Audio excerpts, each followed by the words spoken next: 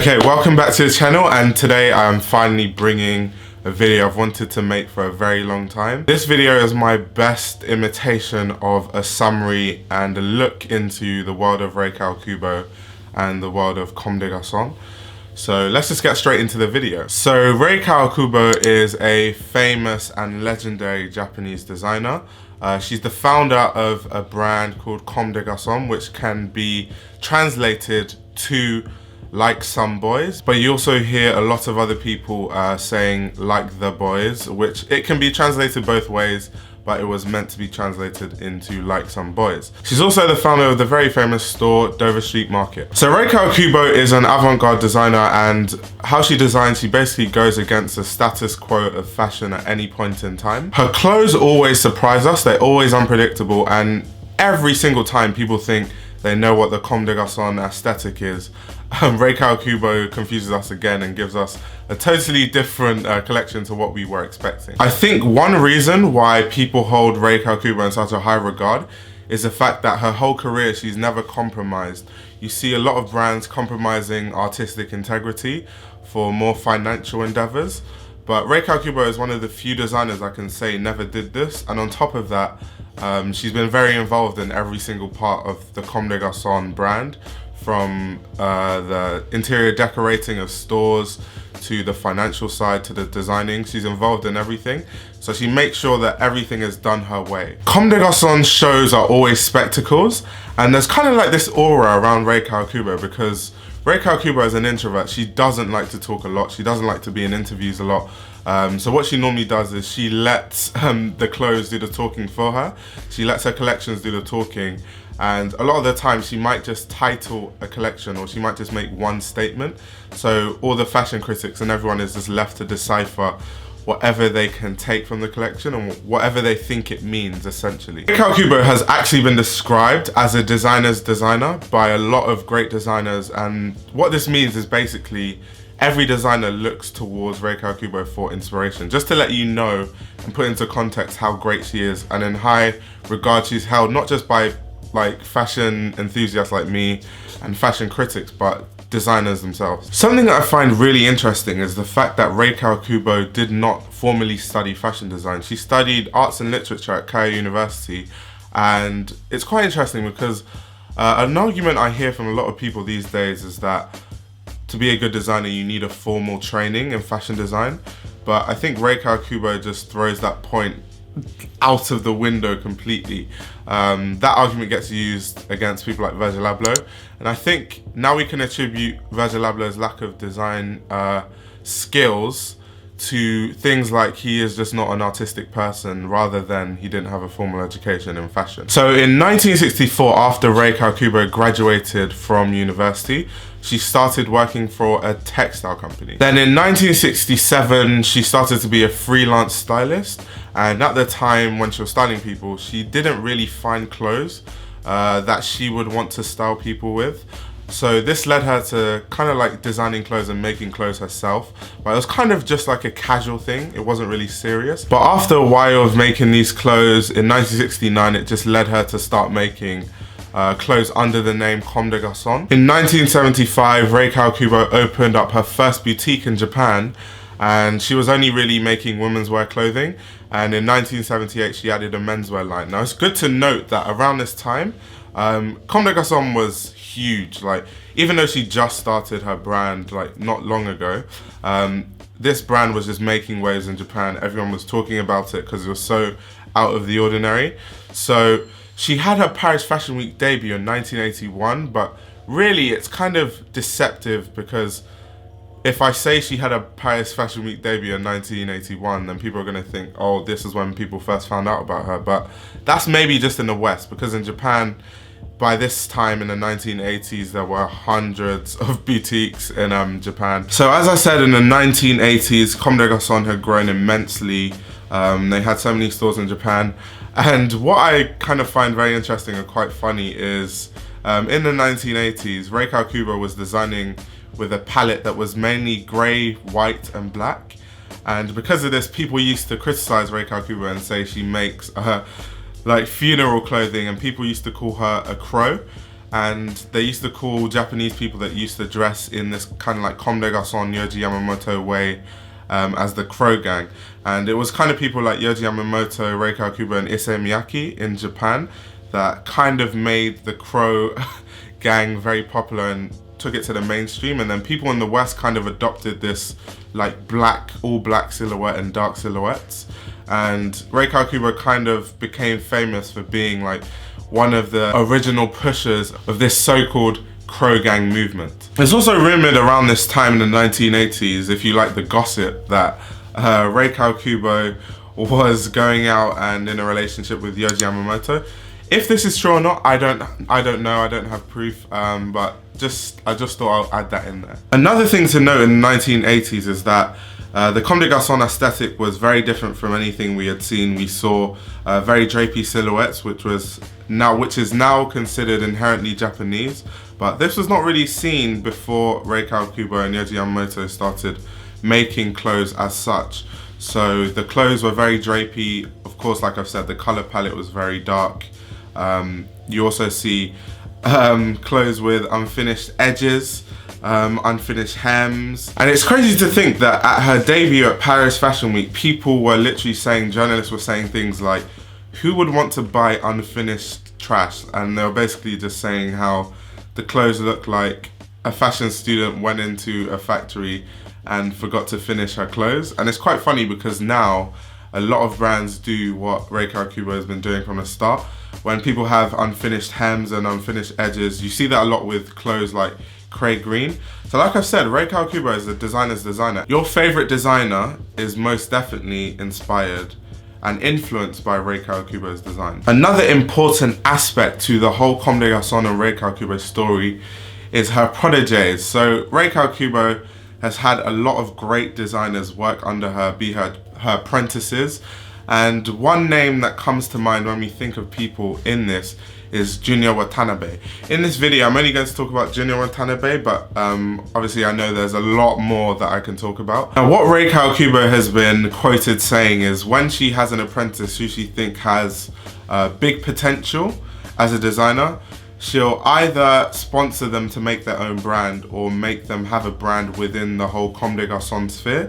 So Junya Watanabe, when she let him design his clothes, it was actually under the name Comme des Garcons Junya Watanabe. So Junya Watanabe is actually a subsidiary brand of Comme des Garcons. So Junya Watanabe actually started his apprenticeship for Rei Kawakubo and Comme des Garcons as a pattern maker in 1987. He was later promoted to be the chief designer at Comme des Garcons Tricot, and another famous person and well-known person who he worked with at the time is Tao Kurihara, who I'll get into in a separate video. From Tricot, he then started designing for Comme des Garcons Homme, which is obviously, as the name suggests, kind of like menswear pieces. So Junya Watanabe started designing under his name in about 1992. But he didn't actually have his brand under the name Junya Watanabe Comme des Garcons till 1993.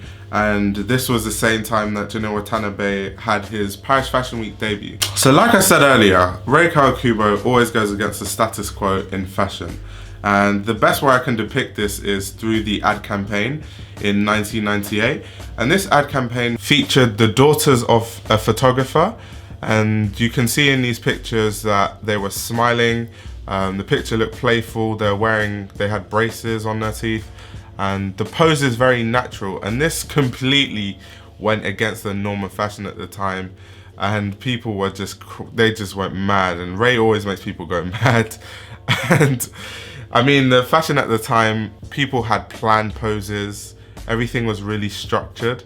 And for Rei Kawakubo and her crazy sense of humor to come with a picture of kids who basically had braces on, it was not planned in any way. It was a joyful picture. And at the same time, these pictures didn't even feature any clothes. It was literally just faces of two girls, and that was the ad campaign for 1988.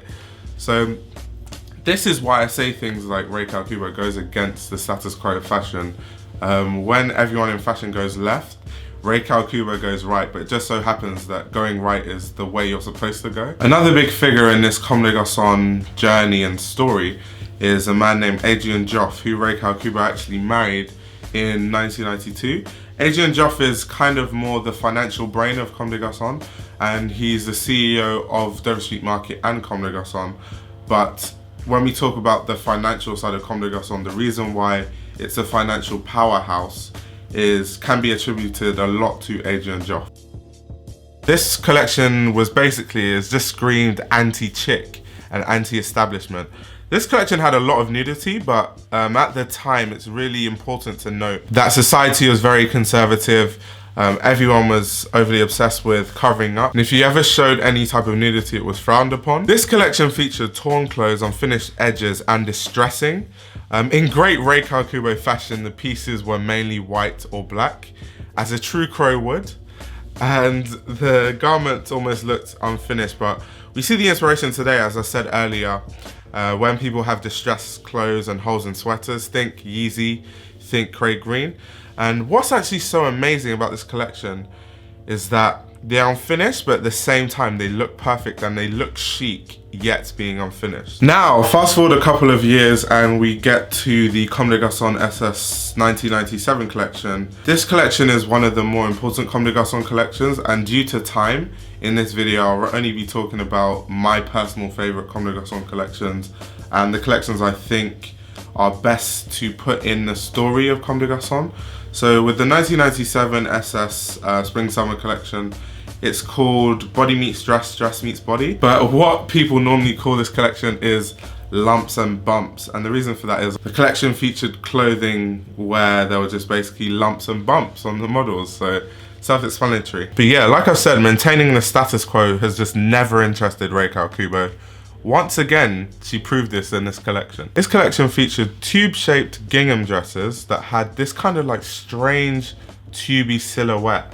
And Rei was quoted saying that it's our job to question convention, and if we don't take risks, who will? And this statement literally is the epitome of what Rei Kawakubo stands for. She's just against the status quo. She throws it out the window. She's all for taking risks when all designers play it safe. And this is kind of what is so iconic about the Comme des Garcons story. And why I really wanted to talk about this collection, this Spring Summer 1997 collection, is because in recent times, you see things where like Comme des Garcons had that collaboration with Nike, and it was basically just an Air Force and then it had a bump on the top. And everyone was like getting angry, and all these sneakerheads were saying things like, oh, why, like who the hell would buy those Comme des Garcons Air Force Ones? Like they just have a bump on them. But if you understand, and you've seen collections like this where Rei Kawakubo was basically going against society's beauty standards and norms, where everyone was skinny and Rei Kawakubo was putting lumps and bumps at the hip area, then you kind of understand why Comme des Garcons, when they collab with Nike, would just put a bump on an Air Force One. It's so Comme des Garcons, and when you understand that, you can appreciate the design in those Air Forces, which is why I thought I'll put this collection in there, because it's going to be relevant to a lot of Comme des Garcons collaborations we're going to see in the future, where Comme des Garcons are going to put bumps and lumps on a lot of pieces. In 2004, the first Dover Street Market store was opened in London, and Rei Kawakubo wanted to make a conceptual store that kind of like mimicked the look of how you would see a market, and that's why people love going to Dover Street Market. It has this like market feel, and the reason why it's called Dover Street Market is it was actually situated in a place on Dover Street, and then she kind of just kept this name and then transferred it to other countries. So London was the first, and I think later on they started making more Dover Street Market stores. Now there's one in a lot of places. There's one in Tokyo, there's one in New York, and more recently they had one in Los Angeles. Now, continuing this theme of going through the archives of great Rei Kawakubo Comme des Garcons collections, we're going to fast forward to the Spring Summer 2004 collection. And this collection once again took the fashion world by storm. And this collection, to me, what I think makes it so important is Rei Kawakubo's fashion genius. Now, in this collection, there was a lot of nudity, and the only really pieces, like the models weren't wearing footwear, they weren't wearing anything on their tops apart from like this plasticky, transparent material that kind of like held their boobs in place. All they really had was a head cloth that didn't really mean anything, and then they were wearing skirts. But in the skirts, it confused a lot of fashion critics because they didn't know what it was. They didn't know, was it a curtain? Is it just some cloth torn and sewn back together? And this just shows Rei Kawakubo's fashion genius, because Rei Kawakubo's sense of humor, once again, she has a crazy sense of humor. But in this collection, what I think she was trying to do was kind of let people know that all I've left on the runway is a skirt, and you guys are still struggling to understand what this skirt means, how I've made the skirt. And I think that just goes to show, and I think this collection depicts how much of a genius Rei Kawakubo is, that she made the models wear absolutely nothing but skirts, just so that people's focus could be on just skirts. And still, they couldn't decipher it. They didn't know what was going on. Now, the Comme des Garcons Spring Summer 2005 collection, I like to call the Ballerina. Now, this collection explored women and feminine strength. And I like the way Rei Kawakubo depicted it in this collection. She depicted it through looks that look like a fusion of bikers and ballerinas, which was crazy. Rei Kawakubo and her fashion genius, she changed kind of like the silhouettes of your traditional ballet silhouettes, and she made them quite crazy. They looked amazing. And I kind of like this fusion, because when you think of bikers, bikers are like the tough guys. The biker gangs are the guys who people fear. And I like how she depicted strength, but at the same time she's depicted still the femininity from the ballerina side and the ballet side. But I just really like the artistic way that Rei depicted the traditional ballet silhouettes. And the biker aesthetic, like I said, was just in full force, with models wearing biker gloves and jackets that had seams sewn with bold saddle stitches, which was quite crazy. And also they had the sleeves cut off. But something I actually noticed in this collection is that the models were wearing wigs that kind of look similar to the wigs that judges wear. So I believe this is also kind of a reference to the fact that strength in women also comes from intelligence. So once again, you see that Rei Kawakubo, when she designs, she just doesn't make clothes. There's too much of a deeper meaning within it, that this is why she's held in such a high regard. I know a lot of people see Comme des Garcons now, and to them it just looks like a bunch of rubbish, and it just looks like, it doesn't even look like wearable clothes. But when you start to understand why Rei Kawakubo does what she does, then it all starts to make sense. Now, fast forward to the Autumn Winter 2005 collection. And this collection is what I like to call the Bridal Collection. And this collection basically showed the fashion world that abstract bridal dresses are the new cool. And Rei, as I've said throughout this video, and I will continue to chase you guys with this point, is that Rei challenges the norms of every walk of life within fashion, and this collection was definitely no different. There were a lot of Victorian design references, and we saw so many nice details, from like the lace veils to the nice patchwork on the pieces.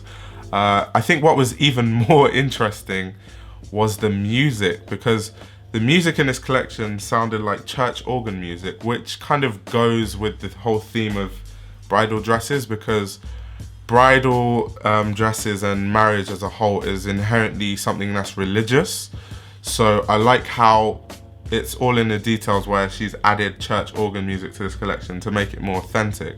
And there are even occasional marriage celebrations from different cultures that you could hear.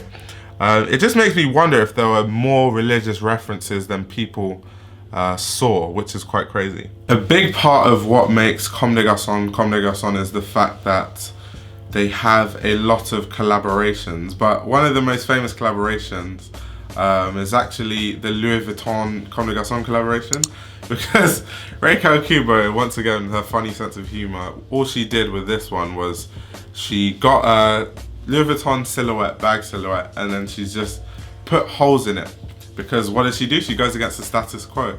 So bags are for holding things, but how do you hold things if there are holes in it? I have no idea. Now, while we're still in this theme of Rei Kawakubo collections all in white, this collection I like to call white drama. I honestly consider Rei Kawakubo to be an artist that just makes clothes. And in this collection, Rei referenced all the important stages in life, from birth, marriage, death, and transcendence. And we can kind of see this, which is why I say Rei Kawakubo is just so effortlessly conceptual. It's crazy. You could see from the pieces clearly what pieces meant to reference birth, what piece is meant to reference death. There was like a piece where the model was kind of like held into like this sort of harness thing, and there were like flowers on the sleeves. There are pieces that clearly reference transcendence, and once again, it's crazy because these clothes are abstract, but also these are actually quite wearable. People say they're not wearable because people don't come out of their comfort zone, but people can actually wear this stuff as well as it being so conceptual, and I think Rei Kawakubo does it the best. Like, I've never seen a designer make clothes so away from the norm but still be wearable. But yeah, all the looks are white, and hence why I call it white drama. But I think what made this collection stand out is literally how beautiful and artistic the silhouettes were. And yeah, the shapes were just amazing, and I liked how the sleeves were. They were like really long and oversized and wide. And Rei Kawakubo has just proven herself to be the queen of details. And this show was actually held in a Salvation Army building. So once again, it's all about the details. When you think of a Comme collection, the clothes are already very conceptual and abstract, and that's not just enough though, because you also have to think of what is the music? How does this play into the collection? What about where is it? Where is it held? How does that play into the collection? And Rei Kawakubo is one of those really intellectual designers that always keeps us on our toes, and we have to think of every single element in the collection, not just because she's so conceptual, but also because she doesn't tell us anything. She doesn't like interviews. She only gives us like a title, or she'll make one statement about the collection. So she leaves us to kind of take from collections what we will, which is why we have to look so deeply into every aspect of a Comme des Garcons collection. Now we move on to the Fall Winter 2012 collection, and this collection was just the meme of the decade. And Rei Kawakubo, her inspiration for this collection was basically saying that the future is flat. So if you look at the collections, this is kind of like the closest we'll ever get to like a two-dimensional collection. It's obviously impossible to make something 3D, 2D, but this is the closest clothing will get to 2 dimensions. And her whole point was that the future is getting flat because everyone now, with the internet age, and everyone's always looking on their screens, and everyone's always looking at their phone, and people don't communicate with each other. So that's kind of like where the reference comes from, where the future is flat. And it's not just the fact that the clothes look two-dimensional. There are other tiny snippets that you have to pick out that kind of added to this whole theme of kind of like the future of fashion being flat and the future in general being flat. And there were also some references to maybe how flat she thought the fashion industry was at the time. So you see in this collection, not just the two-dimensional silhouettes, but the first model to walk out actually walked in silence. So all you could hear was her shoes like clopping on the floor. And I kind of think this was a reference to kind of like how lifeless and emotionless people are, because people can't really socialize anymore. Everyone's just, you know, on their phones and on the screens, and when they're put into the real world, they don't know how to handle themselves. And I think this is the best way to kind of like tackle things conceptually. I know I've made a video about Kiko Kostadinov and that triggered so many people, but people like Kiko Kostadinov, instead of calling out people verbally and being very brash about it, there's a conceptual way that Rei Kawakubo throws shade at other designers, and this is kind of like one of the ways. And I think people like Kiko Kostadinov need to leave the shameless verbal abuse to irrelevant YouTube channels like this. It's just so genius. This collection was so genius. Like, the silhouettes looked like cutouts that a fashion amateur or a fashion student would make. They looked like literally you just got cloth, you cut it out and you sewed it together. Like, and that was kind of Rei Kawakubo also referencing how just like dry the future of fashion is going to be. And I just think this is just absolutely genius. I think this is just amazing, to be honest. And the last detail I actually caught from this collection was the models were kind of walking with no emotion to kind of push this fact that the future is so flat and the future is so lifeless. But yeah, this is the end of the video. And like I've said, Rei Kawakubo is fashion royalty. Yeah, she's one of the greatest designers of all time. And it's not even an argument. It's not like one of those things that's open for debate. This is more something that's factual. She inspires every designer. Like I said, your favorite designer, whoever they are, is inspired by Rei Kawakubo, I can assure you. And this is not the end of the Comme des Garcons story on this channel. Rei Kawakubo and Comme des Garcons, this story is broad. So this is one video of a very long series on Comme des Garcons and Rei Kawakubo, because I'm sure you're wondering, there's so many things I haven't talked about. For example, I have not talked about Tao Kurihara, or I haven't gone into detail about Junya Watanabe, who's a big part of it. Great, my camera just died. But basically, as I was saying, Comme des Garcons, the story is very broad. There's many designers that have worked under Rei Kawakubo who have gone to do their own thing. And now you hear of brands like Sacai, but people don't actually know the whole story, and it all originates kind of from Comme des Garcons and Rei Kawakubo. There are also many Comme des Garcons divisions, like Comme des Garcons Shirt, Comme des Garcons Tricot, Comme des Garcons Black, Comme des Garcons Homme, Comme des Garcons Homme Bleu. So all those will be separate videos. I'll go deeper into what Dover Street Market is as well. So this is kind of like a series on my channel now. And if you're new, how I can relate it'll be similar to like my Antwerp 6 series. So if you go into the playlist on my channel for all the new people, you'll see a lot of like series I've done in the past. Because a lot of new people say make a video on Andy Milamisa, and it's like, I've done that. So yeah, this will be a series. So stay tuned. This was kind of just a brief overview on who Rei Kawakubo is. And in the next videos, I'll go deeper into kind of like the smaller aspects, and I'll go into detail on that. So yeah, stay tuned for the next videos. Definitely turn on your post notifications, like this video if you liked it. Comment down below what your favorite Comme des Garcons moment is, and what you like about Rei Kawakubo, what you think.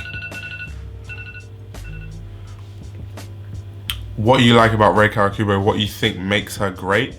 Because in this video I've just kind of like talked about my favorite Comme des Garcons and Rei Kawakubo moments, but other people might have different ones.